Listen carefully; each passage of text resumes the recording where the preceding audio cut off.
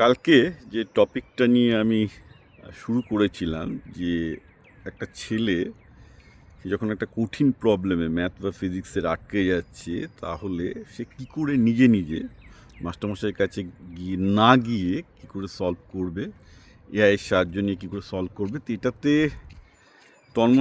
আমাদের তন্ময়দা নরেন্দ্রপুরেরই প্রাক্তনী, যিনি বাচ্চাদের এরিথমেটিক পড়ান, উনি একটা খুব গুরুত্বপূর্ণ ব্যাপারে আমার দৃষ্টি আকর্ষণ করেছেন এবং আমি মনে করি হি ইজ 100% কারেক্ট। এটা আমার নিজেরও পার্সোনাল এক্সপিরিয়েন্স। আমি লাস্ট 2 বছর তো বাচ্চাদের ম্যাথামেটিক্স পড়াতে গিয়ে একই জিনিস আমি বুঝতে পেরেছি। সেটা হচ্ছে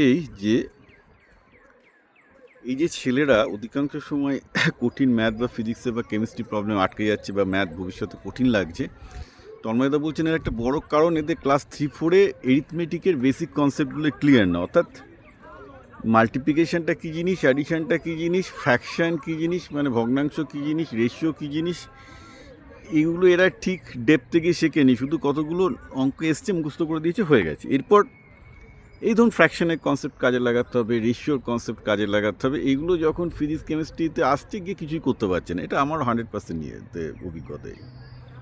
তো তন্ময়দা বলছে যে তুমি বলো যে একটা ছেলে প্রাইভেট টিউটরের কাছে না গিয়ে কী করবে। তো ক্লাস 3-4 থেকেই তো তাদের এরিথমেটিকের কনসেপ্টগুলো ঠিক নয়। তো ছোটোবেলা থেকেই বাবা মা অঙ্কে 100 পাওয়ানোর জন্য মুখস্থ করিয়ে পাটিগণিত শিখিয়েছে, তো তারপর কিছুই করতে পারে না বড় হয়ে, সব মুখস্থ করে চলেছে। তারপর বাবা মা এক্সপেক্ট করে যে ছেলে যেই মেন্সে যেই অ্যাডভান্সে পাবে, গুচ্ছখানে টাকা খরচ করে, কিছুই হয় না, তারপর হাই হাই করে আর কি।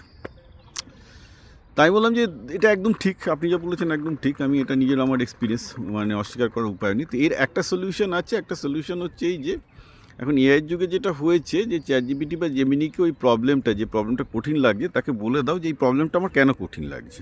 তুমি এই প্রবলেমটাকে সিম্পল, এই প্রবলেমের পেছনে যে এরিথমেটিক কনসেপ্ট বা যেটুকু অ্যালজেব্রিক কনসেপ্ট যা লাগে সেই বেসিক কনসেপ্টগুলো আমাকে শেখা। হ্যাঁ, তো চ্যাটজিপিটি বা জেমিনি এরা কিন্তু খুব ভালো করে সেক্ষেত্রে বলে দেবে যে এই প্রবলেমটা সলভ করতে গেলে তোমার এই বেসিক কনসেপ্টগুলো জানা দরকার, এবং তুমি যদি না জেনে থাকো ও একটা সিম্পল এক্সাম্পলও দেবে যে তুমি এই প্রবলেমগুলো সলভ করে বোঝার চেষ্টা করো।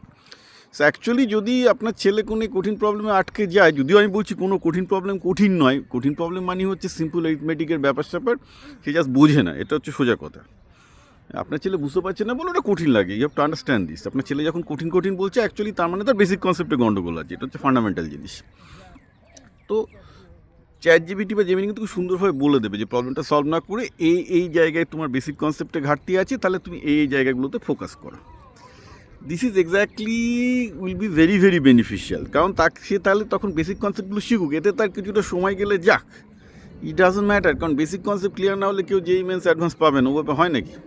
তো ন্যাচারালি এটা তো একটা কঠিন প্রবলেম আটকানো, ওই জন্য আমি বলি এটা ভাগ্য ব্যাপার, বাট তো খুব ভালো, তাহলে সে বুঝতে পারবে। কারণ আমার বলছি, যদি তোমার কোনো প্রবলেম কঠিন লাগে মানে তোমার বেসিক কনসেপ্টে কোথায় গলদ আছে। So find out that problem. তোমার মেন সমস্যা হচ্ছে প্রবলেমটা কঠিন না, মেন সমস্যা হচ্ছে যে তোমার বেসিক প্রবলেমে গলদ আছে। Basic most of the time 90% time তোমার বেসিক এরিথমেটিক শেখাতে গন্ডগোল আছে। তারপর তো ফিজিক্স আসবে, ফিজিক্স অনেক পরে আসে, physics is actually built on arithmetics. তো এই ব্যাপারটা কিন্তু একদম আমি বলবো তন্ময়দা আমাকে দৃষ্টি আকর্ষণ করে ঠিক বলেছেন, এটা আমাকে বারবার করে গার্জিয়ানদের বলা উচিত। তো যখনই একটা ছেলে বা মেয়ে মানে বলছে ফিজিক্স বা কেমিস্ট্রি বা ম্যাথামেটিক্সে কিছু কঠিন লাগছে, মানে জানবেন যে ওর বেসিকে কিছু ঘাপলা আছে, এবং চ্যাটজিপিটিকে জিজ্ঞেস করে সেই বেসিকের ঘাপলাটাকে উদ্ধার করতে হবে, প্র্যাকটিস করতে হবে, সলভ করতে হবে, অ্যাড্রেস করতে হবে। আদারওয়াইজ এগুলো আপনাদের ওই ছেলে পেয়ে আইটিতে পাবে, এই পাবে, ওই করবে, স্পেস ইঞ্জিনিয়ার হবে, ওগুলো পাইপ ড্রিম, ভুলভাল স্বপ্ন, ভুলে যান, মুখ থুবড়ে পড়বে, কিচ্ছু হবে না।